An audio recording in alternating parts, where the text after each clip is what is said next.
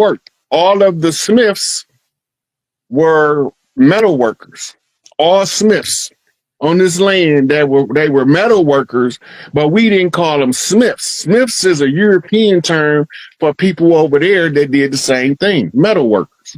So they came over here, they named this whole family the Smiths.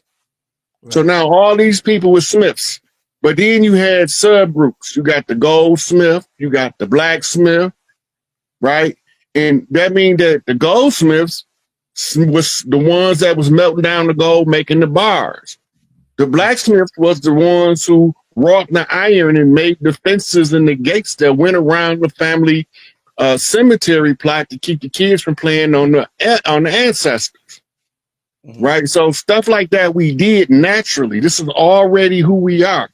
The family that was building the bridges, the European come over here and call their tribe the Bridges. Now you got all these people running around like Ty Bridges thinking he from Africa, and then he got some European name, last name Bridges. Wow, damn. Hey, Ross, all the time you organic to the land. What percentage of Africans came to the U.S. versus, let's say, the Caribbean and South America? That's less than 5%. That's a small number, right? Well, you got to remember. You confident in that number? That's damn 5. They told us that they brought 30 million niggas from Africa over here to North America in the South. And we was all on the plantations in the South. 30 million niggas from Africa. Them Africans' temperament ain't like that. You not finna put no 30 million Zulu, Dinka, Mandinka. You not finna put no 30 million of them nowhere and have peace. You gonna lose. We was already here, and they was makeshifting family farms into plantations, and they was telling the family that worked the yard, worked the farms, they wasn't allowed to leave because there was a war going on. Right. That was the great deception. And the Masons got a record of it all, so I want they bring their ass out and start talking. Old raised and past ass niggas. Hiram told you motherfuckers to get to moving, and y'all sitting there acting like that shit ain't true. So you don't even believe the shit you teach. Jubaline, and Job. Man, all of them. They know what's going on. The Mason seal is on the chief's shackles that was ransomed back to the tribe. The Masonic symbol is on that. Them wasn't no slaves, they was ransoms. It's a book called Moors and Masonry that talk about how they was ransoming them back to the tribe. Mm-hmm. The leader, that they capture your leader, and then they realize the dumbest shit in the world is to let them have their leader back. Scatter the shepherd and strike the shepherd and scatter the flock. And then, so, man, when we talk about Caucasian people, at this point, with the mixing that went on, you was talking to me earlier. You're saying that with all of them people that was the offspring of Mr. Charlie and them up in the big house, that done kicked Big Mama out the big house, they done murdered her. Now they got Uncle Charlie running the big house, this house nigga. And now he done hired these hands, and he told them they could do whatever they want to them women out there. They ain't no kin to me. They'll sell their own mama. So what you think they're gonna do to our children? They'll sell their own children. So what you think they'll do to our mama? The only thing that got value to them is their brother. Oh, homosexual, pedophile, priest, cut ass niggas. And who's they? Who's this they you talking about? I don't want them to snatch this video, so don't curse too much. I got you. I can call myself. I get a little hyped up talking about them niggas because I see. They wrong, man. They so wrong on so many levels. But the problem is they got us fighting now about our status on the land after they done burnt down all of the records in Mississippi and Louisiana and Alabama and Arkansas and Florida and South Carolina. And we have the record of them burning down the records building, and then they tell us you can't trace your ancestry. Because every time I get to this point, It's a burnt down records building. You can't get past that. They done destroyed the records. Damn. Paper genocide. Paper genocide. Right, who's they? Who's they? Let's be more specific. Them niggas whose feds is in George Washington Masonic Memorial, them the ones we was fighting. That's the leadership of the contingent of dirty Moors that came over here. All of they feds, with their names on it or they shrine on it, they had to be identified. We know who they is. And the ones that sided with us is all on the painting of the last Mayan chief. All with right. All of them, and he got like Carlos V. That's King Charles V. Okay. But he took sides with us because he was part of kicking them out of Europe. Okay. Let me ask you a question, Rod. Coming up in consciousness, the Moors always talked about John Hanson on the back of the $2 bill. Who's John Hanson, Rod? Whose team he was on? Whose side? He was the first president of the Continental Congress.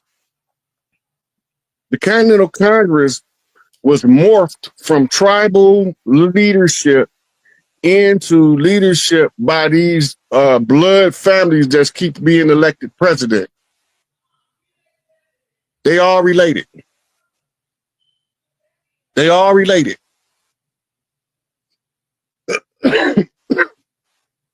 So they was to be the ones to continue what they call the New World. Remember, everybody keep talking about the New World Order. The New World Order started in 1492 when they found the New World.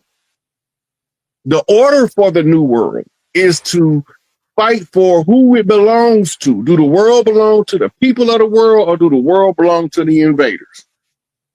That's what this whole thing is, the New World Order. The whole U.S. military paradigm is the New World Order. How else you gonna get your conquered enemies' children to fight your wars with the coldest warfare minds on the planet if they don't believe that you them? Yeah. They were never supposed to let us in their military. We fought for that stuff. Why would we fight to be in their military? We needed somebody on the inside, baby. We gotta have a dog in every fight. You gotta expect to win, but you gotta have a dog handler that know his dog well enough to know which one of the dogs was his in the fight. Then he can go back and collect all his money. Right, right.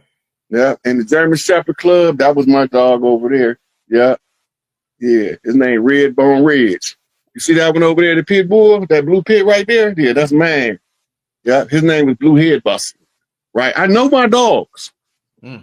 Wherever the chiefs make a move, a chief gonna be born that know his dog in the fight. Chief Zola, DMX, Tupac Amaru, the same pair as Crooks, Chief Sitting Bull, Notorious B.I.G. Christopher Wallace, Chief Crazy Horse, right?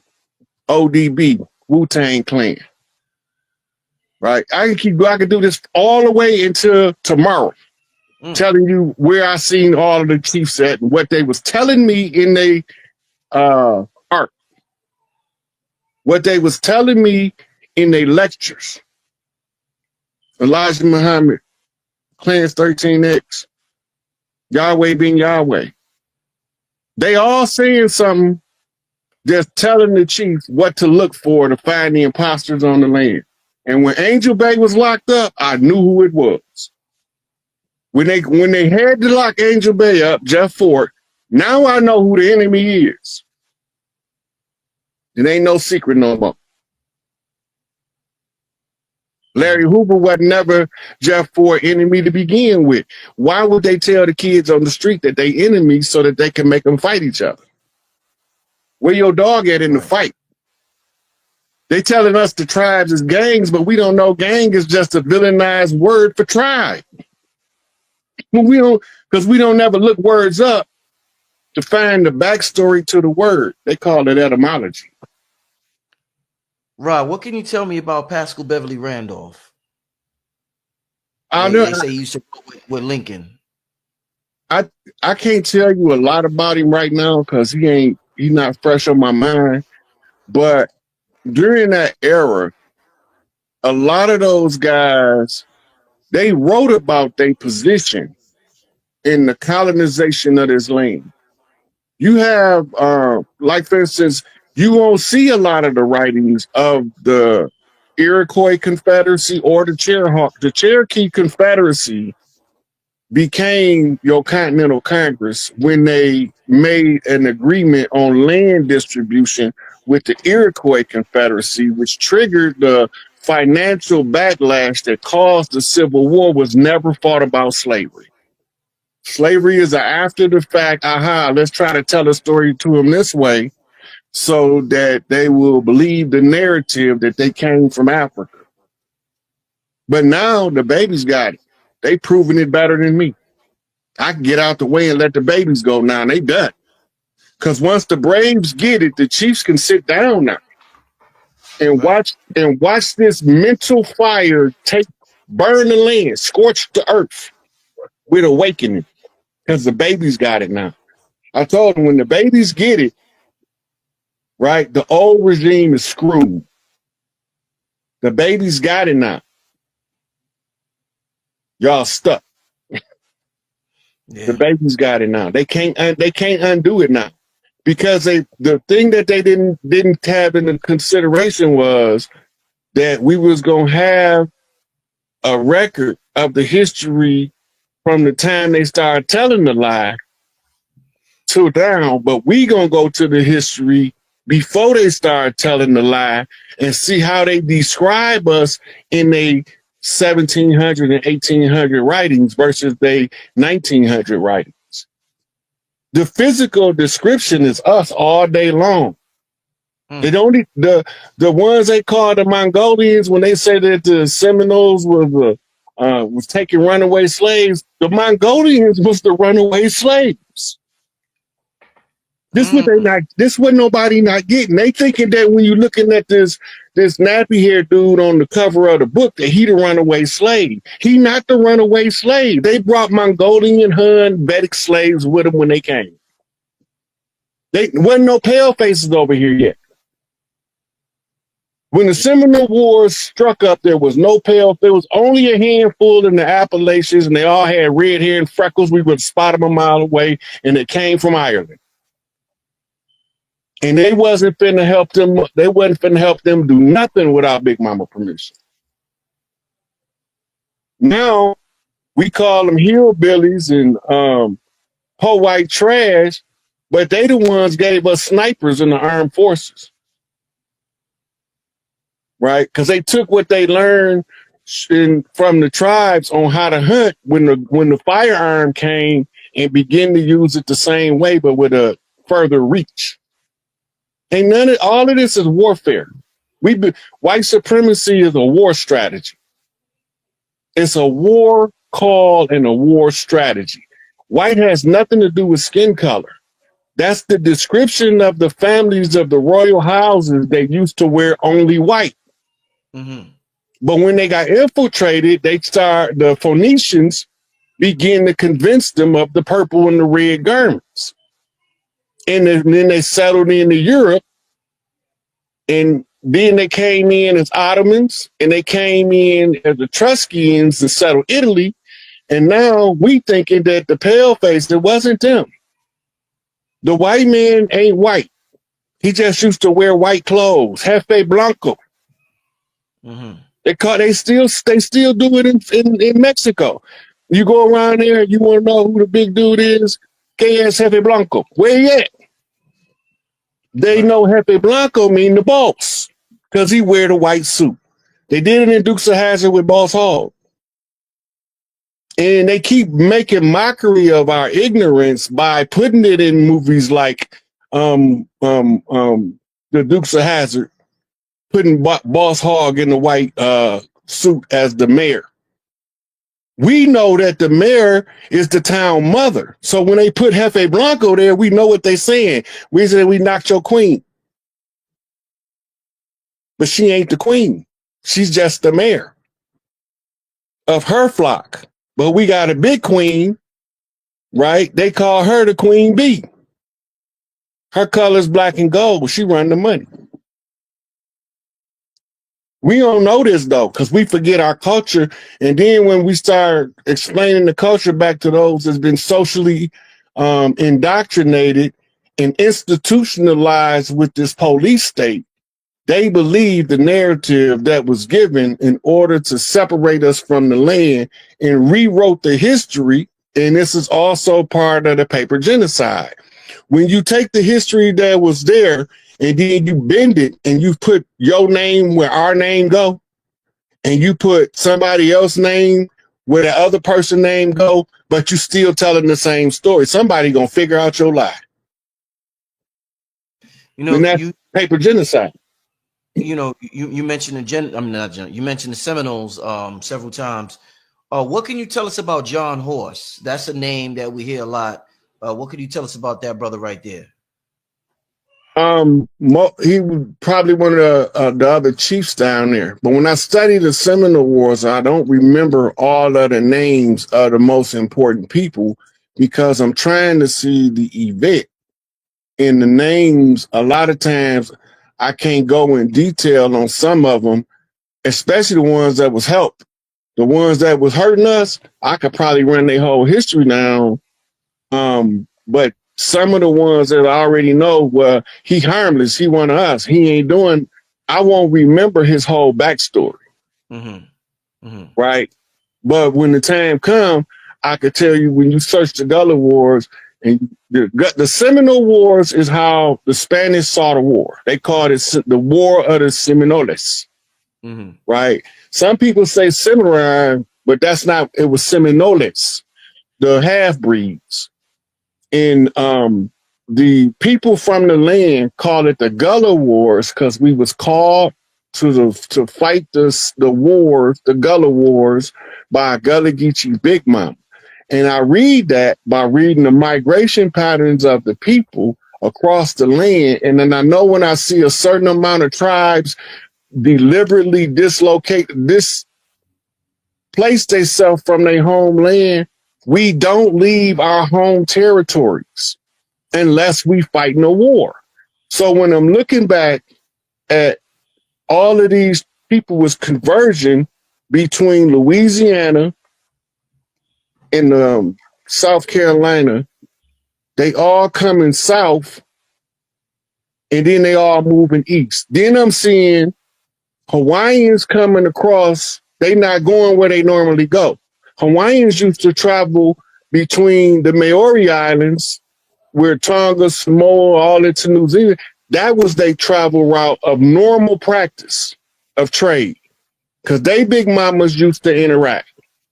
Our big mamas, we dealt with the Central American islands, Hispaniola, Cuba, Jamaica, St. Croix, all of those islands. Our big mamas was do the caretaking the trade with them. So when I see Hawaiians floating into Mexico and Southern California and Arizona, and then I'm seeing Samoans and Tongans, and they all coming in, and Big Mama called us to war.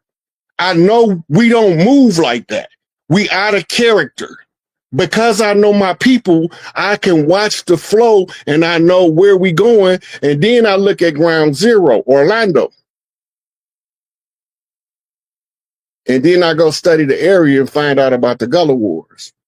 Only way we come into war from that far away, it's only one person that can call them. And at the time, the big mama that held that rank was Gullah Geechee. And she lived on an island off the coast, I think, of North Carolina. What they call the Gullah Islands. She lived on the island, and she seen them SOBs coming and called us to war, and they didn't have no telephones. Remember that. Ain't no telephone. It ain't none of this dash. It ain't no Morse code. It's spirit. It's spiritual mastery of the self and the understanding of the self. All of the big mamas is hive connected. They connected. They know. They all making their individual moves, but they checking in with each other while they doing it. And when the chiefs of the land, especially a war chief, sit back and look at history, he can say and tell you exactly what happened without knowing damn person name. I'm looking at the migration pattern. And they dumb enough to reprint it because they think we not gonna know how to read ourselves. That means you don't have no knowledge of self. And that's why people like Elijah Muhammad, Marcus Garvey, Du Bois, they was all fighting to give you self-knowledge and self-esteem enough to seek further self-knowledge that'll break you out of the trap of inferiority complexes manufactured by your enemy. And we didn't swear to be their enemy. They swore to be ours. We welcomed them in peace, but they came with war. We had open hands and theirs was full of dirt. And they wanted to land. How do we know they wanted to land, Brother Rich? What happened? How did they get Manhattan? What they say happened to give them Manhattan? You remember? Oh, no. What happened? They said it was a string of beads, right? Mm-hmm. And some other shells. Less than $1.25 worth of actual material. They sold Manhattan. That's BS because we don't sell land. That's how we know that they came for the land, because they was negotiating, trying to get the land. And Chief Pontiac told them, we don't believe in selling land. It's almost every big chief that you look up, tell them we don't believe in selling land. They even tell you about it in their parody movies of us.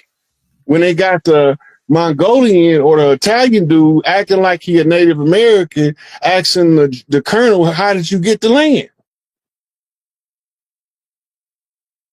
Did you barter for it? Did you trade for it? I'm already free on this land. Well, all of a sudden I got to start paying you. Who are you? Where you come from? What's your credentials? They not us. They came for war and we handed it back. You know, war does not stay the same.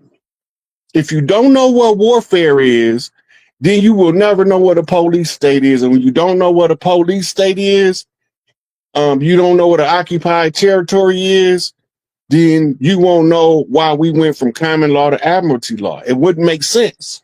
It's going to keep you in a perpetual loop of confusion. Yeah, you was talking about a little earlier. Wow, Rod been hot. He's been hot this whole for 40 minutes straight, y'all. Damn, shit. Shout out to everybody in the chat. We got about 2,700 people in the chat. Oh, man, what a show. What a show. We're talking about the land. We're talking about the soil. We're talking about who we are. We're talking about the lies, the deceit, the narcissism that took place, the shit. I mean, this is a lot. This is a lot that the brothers leave the sorcery out, because that's how they finally got what's called a state, a ceasefire agreement. Them feds is in the George Washington Memorial challenged the chief to a conjure war. That's why they on display. But you don't see none of the feathers on display. So who's being concealed in the conflict?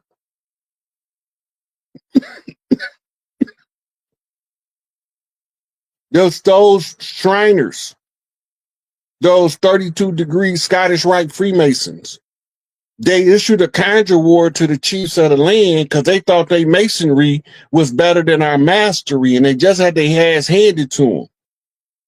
Because they found out that in the end, in order to close it out, they had to call the same chief we had to call, because they can't close out without it.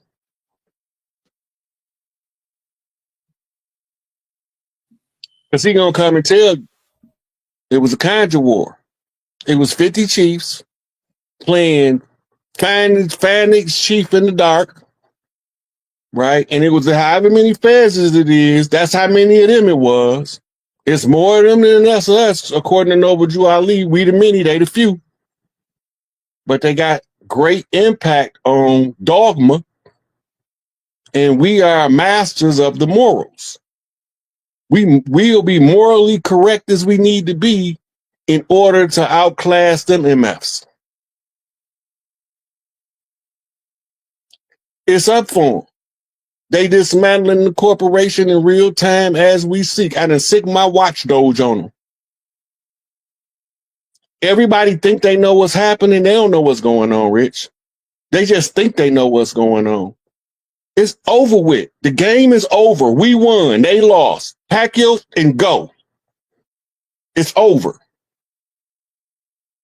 So Andrew Jackson come in with this Trail of Tears family swap, where they kicked all of our family out in the South. So we had to be adopted in. The old Mississippians adopted in under the Chata, the Chickasaw, Cherokee, and all these other tribal names that they imposed upon us. Right? But we still know who he is because the message is in the music for 100 years telling the same story. Strange fruit. Black hand. They don't give a fuck about us. Hey, Rod, I ain't gonna lie, man. Me and you, man, we've been going at it with these videos since about 2021 or 2022. I ain't never see you this emotional in the video, brother. I ain't even gonna lie. I ain't never see this emotional. Because it's to the point now, it's done. They lost. What is they still bitching about? Go on, take your ass to Gitmo. Jump on the boat, then stop bitching. Stop crying. Stop trying to stop the process that you can't stop. You ain't Superman. You can't stop this speeding train. It's just not going to happen. The games is up. It's over. Yeah. They should have never involved me if they wanted this to continue on, because I'm going to tell it like it is and they ain't going to like it. And people feelings going to get hurt because they thought we was Africans and they African pride going to be busting their native head. I'm not trying to agitate my people. I'm trying to get them imposters off the land. The same thing Tupac was doing, the same thing Eazy-E was doing, the same thing George Clinton was doing, the same thing that Smokey Robinson was doing, right? But we don't pay the artists no attention. That's why you can get more information through art than you can from history, from school. School is designed to mislead you. The artist is designed to tell you the raw and uncut truth, no matter how much you may not like it. Mm-hmm. But it might be good to dance to. Mm-hmm. The rappers been telling us what's going on in the community the whole time. If you can look at it, we got rap broke up into sections, Rich, don't we? Yeah. We got old school rap. What did they talk about in old school rap, Rick? Do you remember the Public Enemy era? You talking about that era? No, that's not old school rap. That's new school rap. What would you call old school rap? Anything before 89? So like Run DMC, LL Cool J, Houdini, right? Smith and Wesson, Cool G. That era of rap, it was primarily about two things: dancing and getting your knowledge game up. Right. It was about social awareness to your surroundings as part of your studies, and they was telling you what to study. Run DMC came out as the kings of rock, right? Mm-hmm. But they first came out on Hard Times. That's when they got national. How do Hard Times start? Hard Times spread just like the flu. Watch out, homeboy, don't let it get you. Prices go up, don't let your pockets go down. He's talking about inflation in the government. He's talking about the hard times Reaganomics is currently creating. He's talking about it in ghetto code. So when the prices go up, don't let your pockets go down. I mean, don't participate in all of the hype that they're telling you. Keep getting your money, because the inflation is the money going to lose value and you're going to need more of it, right? And then you had the dance community. Why did we tell them to dance? Because you can't be miserable and dance and stay miserable. You have to have an outlet for the misery, right? The aggressiveness, what we call breakdancing, dance-offs, to burn that off so you can see clearly, because you got to get past the anger in order to be able to strategize. Most of the average brother gets stuck at the anger and he don't know what to do with the anger and he end up doing some dumb shit. But they had breakdancers come out, and not only is breakdancing battle dancing, but it's also gymnastics. It's teaching you how to flip, right? So then when you learn how to flip, you could flip it off any one of them. It's called passing the baton, right? So then you can look back on history and say who passed the baton and where did they pass it to? It's the culture been telling me the whole story from day one. From day one. Then LL Cool J came out with his radio. What'd he say? My radio, believe me, I like it loud. I'm the man with the box that can rock the crowd. Walking down the street to the hardcore beat while my JVC vibrates the concrete. Why would he? What is he talking about? We naturally have an attraction like moths to the flame to loud music because we know where to party at. LL is telling us, if you follow me through this party game, I'm going to get you where you need to go. Mm-hmm. Right? He's just trying to get you to the breakdancers at this time. But no matter what genre of music it is, they got to always go back to the blues, the old Mississippi Delta blues. So he go back to the blues with, when I'm alone in my room, sometimes my conscience call, right? I need love. That's blues in rap form. Because he got to go back down to Mississippi to get the code to know what to talk about next in order for us to put the puzzle together through the arts and entertainment, no matter what it is. They can't hide it. It's in the history, but it's in the history before the Rockefeller controlled education system. And you got to read books that's not recommended, preferably books that's banned. Because the banned books got more truth in it than the books that's approved.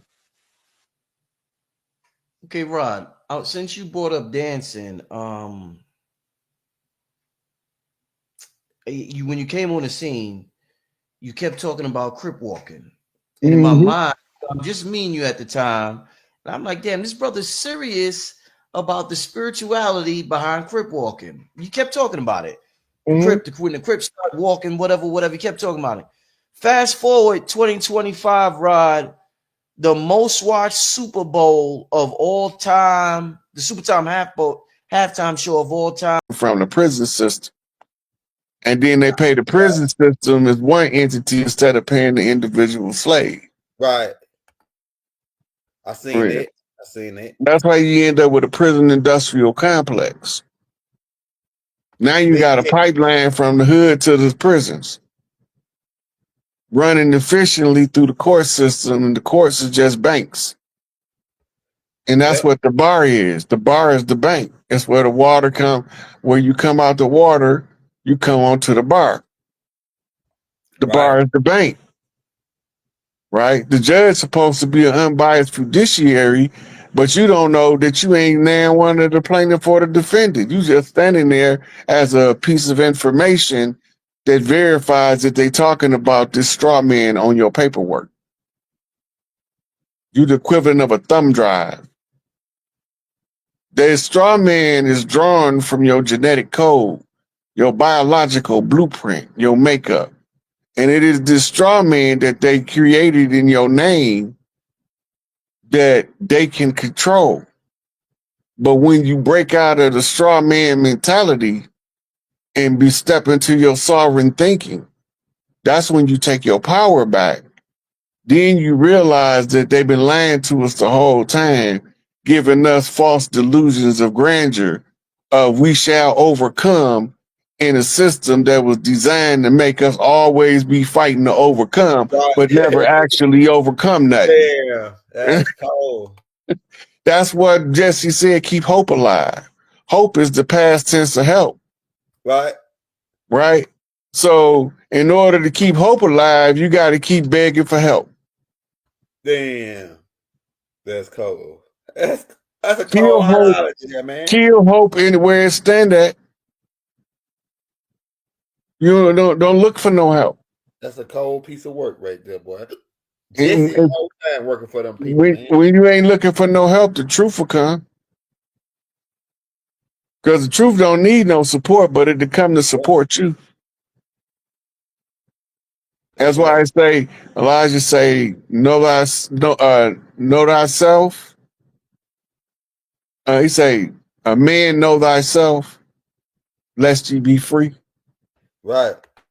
Right? So, and Sun Tzu say, know yourself and know your enemy, victory is assured.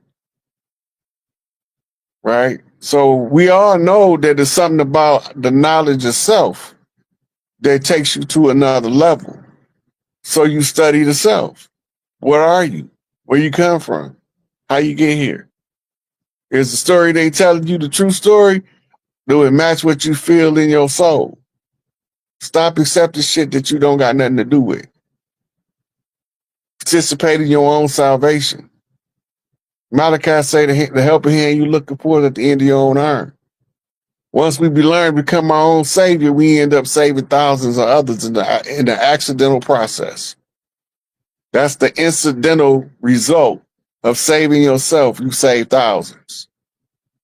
And then everybody you triggering to save theyself in turn is saving thousands. It won't be taking long before it's contagious like the 100 monkey effect, affecting enough of us to know that this shit is over and this power base is about to switch back from the corporations to the people. That's why I say you gotta get you a family bank, but they're gonna be teaching family banking at the Small Business Administration when on the turnaround. We're gonna use what was working, but we're gonna use it to work the way we need it to, and not to control us, but to liberate us. Look, these tribes over here, we be minding our own business, but when we have to get involved, we're gonna figure out how to win, one way or another. It's more than one way to shoot a gat. There's more than one way to skin a cat, right? And there's more than one way to rise, motherfuckers. Right. And Yeah, that's it right there. I'm done. I done shot my wad. On that note, we can drop the mic and walk off stage. Y'all, we're gonna be back. We love you all. Free Dr. Malachi Z. York, free Larry Hoop, free Jeff Ford, free Restore Jamal, free all of our political brothers and prisoners. There's a prisoners of war, pretty much, of this blood conjure, this blood thing to take out the princes on the land. That's what this is all about. And so we're gonna be back for you guys. We love you all. We send divine love to you all throughout the boundless universe. As we prepare for the rise of the matriarch, we send divine love to all the empresses on the land and divine protection. Streets start closing in so fast you can't see what's coming. So you have to stop, slow down, and see more of the sites that's coming in to help you process information. So when you get to the point where so much information is being turned over in the mind, you have to take a break to let the mind rest, because the mind gonna find something to do when you let it rest, because it don't want to rest, but you have to force it to. That overload causes you to make errors and mistakes. Like I look over some of the videos I did, I mentioned wrong names on books sometimes. That's because there's so much information coming in. Now it's all merging together. It's like it's becoming cluttered. Okay. So to take a break is to let the mind rest. Okay, now I can breathe again. Now let's go back at this and see if we can't get us to another level than what we was at before the break. Right. Definitely. Once again, family, tell your friends and family that Rod Hayes is live. Black Magic 363. I also want to thank Rod Hayes, man. I got this book you recommended. I'm about to show the people. And right after I got it, I went on vacation. So I didn't read it right away. I just breezed through it. But then I picked it up. Bro, this is a very advanced spiritual book, brother. Some of these things I got to read 2 times, 3 times. And I'm connecting dots. And I'm understanding what they're saying and putting things I know and I learned from you and everybody else, and just like, making sense of everything. And I want to thank you for before you show the book, you got to tell them where I got the reference from. The astral plane. Right. Now, remember, I told you, I was in the halls of a Minty traveling. Yes. And I went to the library and I picked up this white book that had this gold writing on it. And I was reading it astrally, but I couldn't remember what in the world was in this book. And so I told you, I said, Rich, I found this book I was reading astrally, but I haven't had a chance to read it yet. And you was like, what was the book? So then I sent you the picture of the book. Yeah. and what's interesting about it, y'all, because I call Rod Hayes and I'll just ask him, I just ask him random questions and, just chop it up with him for a little while. And me and him, Rod Hayes, just be kicking it on the phone. We could do shows with our phone conversations, y'all. It'd be that type of vibe. But I had this idea in my mind. I was driving and I was like, I want to ask Rod Hayes some questions about Yahweh. And I forgot to ask him. And I ended up talking to him the next day, and he had bought up the book. And the book just happened to be the name Yahweh that I wanted to ask him. So I said, yo, Rod, I was like, yo, I literally wanted to call you yesterday and ask you some questions about Yahweh. But this is let me just show y'all, family, very, very advanced book. A very, very advanced spiritual book. I'm enjoying the read. You got to be on a certain level to understand certain things. But that's the side title is the Book of Knowledge, the Keys of Enoch. So the front says Yahweh, but then the side says the Book of Knowledge, the Keys of Enoch. And it's it's an advanced spiritual read, man. So I just gave, and be careful if y'all, I know a lot of y'all, because we already got 1,400 people in the room and it's only 6 minutes in. So now a lot of y'all, when I say things, y'all go run and buy it. Be careful, y'all, because this book, it goes for as much as $1,200 on the internet. But if you go directly to the author's website, you can get it for $50. So be careful, y'all, because this book on eBay, this is like 500 and up, 200, 500, 800. So just look around and make sure you somebody said 250 on Amazon. Yeah. They got it on the author's website. I can't find his name right now. JJ Hurtak. And tell him Radiohead Rich and Rod Hayes sent you. But I'm gonna give him some money. I'm gonna bless him today. He's getting blessed today. But, all right, man. Listen, this show altered. I named it Altered States. I want to tap into altered states of consciousness. Before we even get into altered states of consciousness and what that means, and I'm glad you said you was in the halls of Amenti in the astral plane, because I want to know how you got into that altered state. I want to know that. So we'll get to that.